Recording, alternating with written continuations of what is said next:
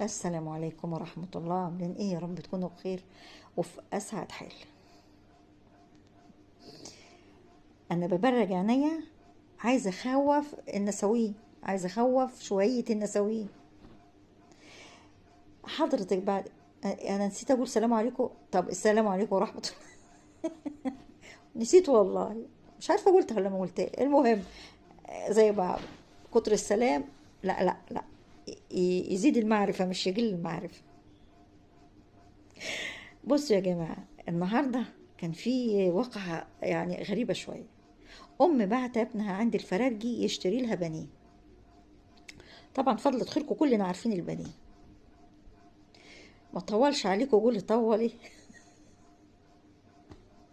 المهم الولد راح يودي لأمه البانيه اللي بعتت تجيبه. ما عجبش الأم البانيه، لأن الراجل قطعه لها تقطيع غريبة، يعني رفيع شوية تخينة شوية. المهم ما عجبهاش. تعمل ايه الأم؟ جت مسكت الفرارجي، مسحت بكرامته الأرض. أولا الاتنين غلطانين. الفرارجي يعني بيستهين بالطفل او التاجر او البجال، او يلاقي طفل ويلاقي مثلا ناس كبيره. طب الطفل ما واقف قدامك، يعني اديله كتير، مشي الطفل الكبير هيستحمل. مشي الطفل الاول، وما تستهونش وما تهدلوش حاجه وبس، لان كده كده وجعت اهلك سودة لو ما عجبش الام.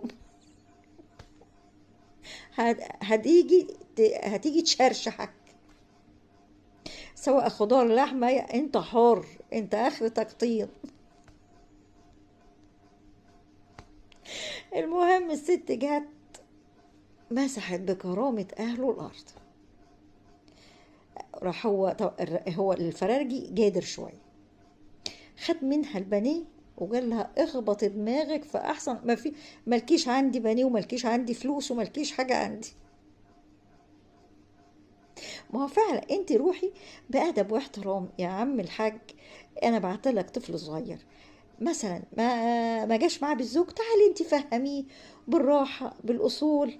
ما جاش معاكي بالادب يا ست امشي، سيبي حاجك ويمشي، خليه يغور بيه، لكن ما تبهدليش نفسك.